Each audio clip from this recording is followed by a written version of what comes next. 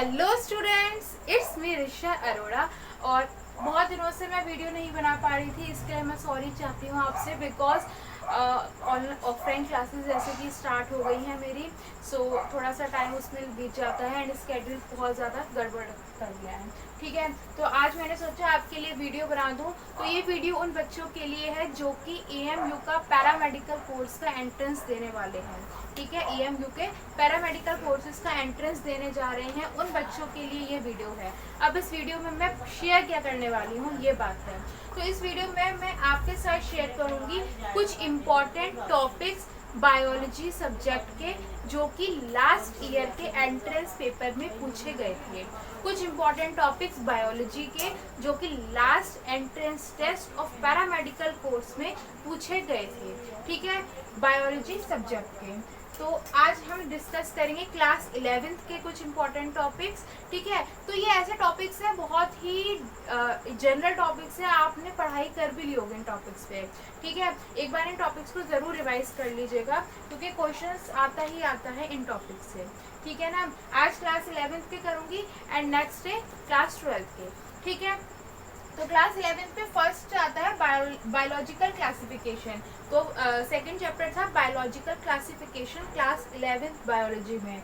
ठीक है, तो उसका एक टॉपिक है बेसिडियोमाइसीटीज। ठीक है, तो पिछली बार इसमें से एक क्वेश्चन आया था, बेसिडियोमाइसीटीज टॉपिक से क्वेश्चन आया था कि उन्होंने नाम दिए थे मशरूम, और पूछा था कि जो मशरूम है वो किस ग्रुप में आता है, और उसमें 2-3 एग्जाम्पल दे रखे थे, मतलब 2-3 ऑप्शन दे रखे थे।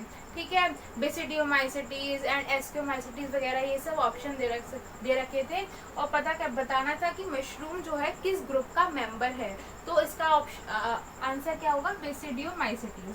इसलिए बायोलॉजिकल क्लासिफिकेशन में बेसिडियोमाइसीटीज वाले टॉपिक को बहुत ही अच्छे से पढ़ लीजिएगा एक बार, क्योंकि वो ऐसे ही कोई भी एग्जाम्पल दे देंगे और आपसे पूछ लेंगे कि ये किस ग्रुप में आता है।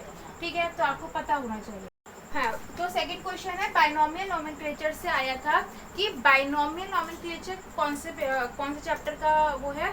Chapter number 1 class 11th biology chapter number 1 binomial nomenclature किसने दिया था? बहुत ही इम्पोर्टेंट है, बहुत ही इजी है। किसने किया था? By Carolus Linnaeus. ठीक है, तो उन्होंने बहुत सारे साइंटिस्ट के नेम दे दिए थे, उसमें 4 साइंटिस्ट के नेम दे दिए थे, एंड आपको उसमें से एक जो सही वाला था वो चूज करना था। तो उसका आंसर बाय कैरोलस लीनियस। ठीक है, मतलब मेरा कहने का मतलब है इससे कि आप इन टॉपिक्स को थोड़ा सा ज़्यादा अच्छे से रिवाइज कर लीजिएगा। ठीक है, अब आते हैं थर्ड क्वेश्चन आया था सेल साइकिल पे, जो सेल साइकिल चैप्टर है। ठीक है, क्लास 11th बायोलॉजी में उससे एक क्वेश्चन आया था कि क्रॉसिंग ओवर कौन से फेज में होती है? क्रॉसिंग ओवर जो होता है वो किस स्टेज में होता है सेल डिवीजन के?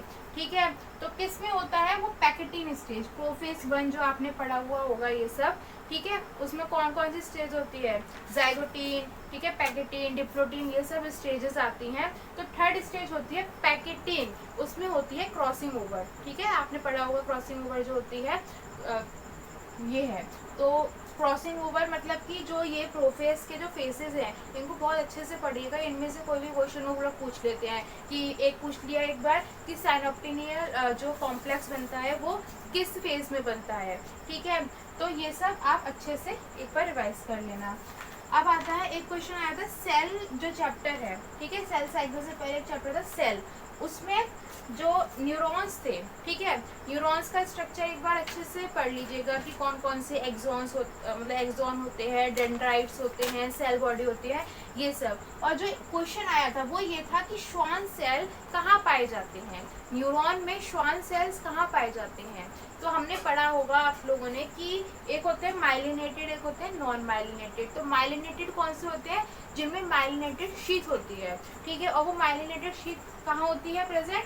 एक्सोन में प्रेजेंट होती है। ऐसे होती है ना, ये जैसे एक्सोन है तो ये ऐसे माइलिनेटेड शीथ होती है, ये होती है माइलिनेटेड शीथ। तो वो माइलिनेटेड शीथ जो होती है वो किसकी बनी होती है? श्वान सेल्स की बनी होती है। इट मीन श्वान सेल्स कहाँ प्रेजेंट होते हैं? एक्सोन्स में प्रेजेंट होते हैं। ठीक है, तो ये क्वेश्चन था, तो ये टॉपिक अच्छे से एक बार देख लेना। एक क्वेश्चन आया था क्लास 11 का, जो लास्ट चैप्टर है हॉर्मोन्स वाला, ठीक है, उसमें से एक क्वेश्चन आया था last year, dehydration is due to. तो डिहाइड्रेशन किसकी वजह से होता है? बॉडी में पानी की कमी किस हार्मोन की वजह से होती है? तो एडीएच की जब कमी हो जाती है हमारी बॉडी में, तो क्या होता है, हमारी बॉडी में डिहाइड्रेशन होता है। तो एक बार मैं आपको बताती हूँ क्या होता है एडीएच। एडीएच होता है एंटी डायूरेटिक हार्मोन, आपने पढ़ा हुआ होगा एंटी डायूरेटिक हार्मोन। तो क्या करता है ये हार्मोन? बेसिकली जब हमारी बॉडी में डायूरेसिस होती है, मतलब जब हमारी बॉडी से वाटर लॉस बहुत ज़्यादा होता है, तो क्या होता है, ये हार्मोन सिक्रीट होता है।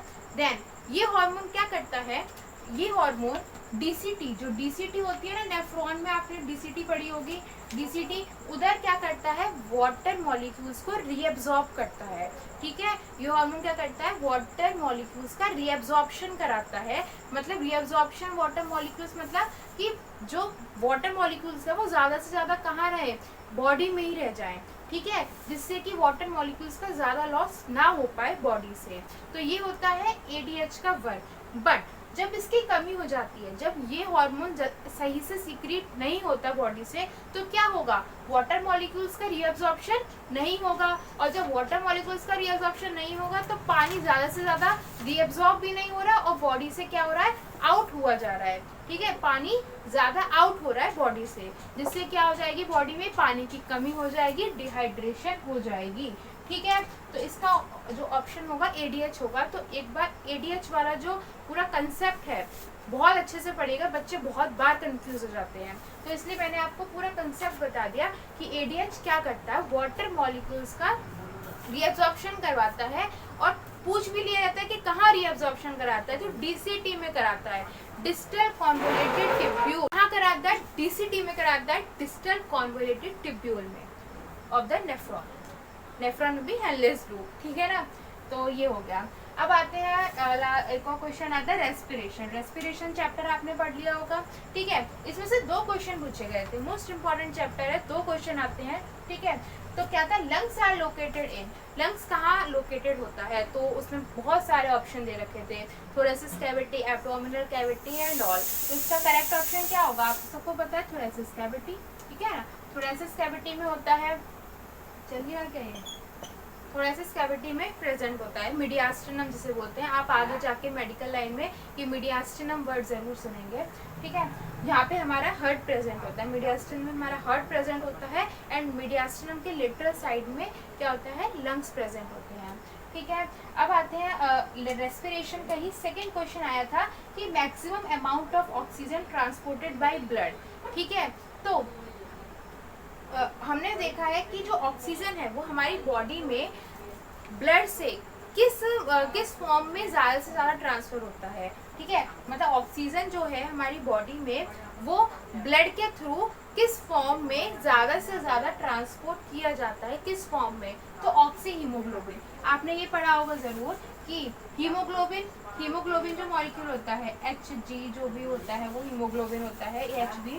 ठीक है, तो क्या होता है, उसके 4 वो होते हैं, 4 स्ट्रक्चर, 4 इंटरेक्टिव स्ट्रक्चर्स होते हैं, जिससे क्या होते हैं, 4 ऑक्सीजन के मॉलिक्यूल्स आके जुड़ जाते हैं, एंड पूरी बॉडी में वो क्या कहलाता है, ऑक्सी हीमोग्लोबिन पे। ठीक है ना, जब हीमोग्लोबिन में ऑक्सीजन बाइंड कर जाती है, बाइंडिंग साइट्स होती है, मुझे याद नहीं आ रहा था वर्ड, हीमोग्लोबिन में 4 बाइंडिंग साइट्स होती हैं, और उन चारों बाइंडिंग साइट्स में आके ऑक्सीजन बाइंड कर जाते हैं, 4 molecules of oxygen, and then वो पूरी बॉडी में as a oxyhaemoglobin transfer हो जाते हैं, सर्कुलेट कर जाते हैं। ठीक है ना, तो मैक्सिमम अमाउंट में जो ऑक्सीजन है वो ट्रांसपोर्ट कैसे होता है, किस फॉर्म में होता है, ऑक्सी हीमोग्लोबिन की फॉर्म में। ठीक है, मोस्ट इंपॉर्टेंट क्वेश्चन है, मोस्ट इंपॉर्टेंट चैप्टर है, रेस्पिरेशन, डाइजेशन, सर्कुलेशन, ये तीनों चैप्टर बहुत ही इंपॉर्टेंट है। ठीक है, लास्ट एक क्वेश्चन आया था, branch of biology deals with classification. ये फर्स्ट चैप्टर का क्वेश्चन है, आपको पता होना चाहिए कि बायोलॉजी की ऐसी कौन सी ब्रांच है जो कि क्लासिफिकेशन पे बेस करती है, मतलब कि क्लासिफिकेशन जिसमें पढ़ते हैं हम, तो वो ब्रांच होती है टैक्सोनॉमी ब्रांच। ठीक है, it's known as taxonomy branch of biology. ठीक है, बहुत सारी ब्रांचेस होती हैं बायोलॉजी में। किडनी की ब्रांच को क्या कहते हैं, नेफ्रोलॉजी, सही है ना। हार्ट की ब्रांच को क्या कहते हैं, कार्डियोलॉजी। सो ऐसे ही एक ब्रांच ऑफ बायोलॉजी है जो कि क्लासिफिकेशन को डील करती है, that is known as taxonomy. ठीक है, so that's all for today's video. आज हमने क्लास 11th के इम्पॉर्टेंट टॉपिक्स पढ़े जो कि पैरामेडिकल एंट्रेंस में पूछे गए थे। बहुत इंपॉर्टेंट टॉपिक्स हैं, एक बार आपको पढ़ना पूरा है बट आपको इन टॉपिक्स को अच्छे से रिवाइज करना है थोड़ा, ठीक है ना। अ डे बिफोर एग्जाम आपको इन टॉपिक्स को बहुत अच्छे से रिवाइज करना है। क्लास 11th के आज बता दिए, क्लास 12th के टॉपिक्स और बचे हुए हैं, मैं नेक्स्ट वीडियो में वो बता दूंगी। ठीक है, तब तक के लिए एनसीईआरटी को पढ़िए, अच्छे से तैयारी करिए, सबका नंबर ज़रूर आएगा, मेहनत करोगे तो ज़रूर आएगा। ठीक है, so that's all for today's video. अगर वीडियो पसंद आई हो तो please do like, share and subscribe to our channel. Thank you so much.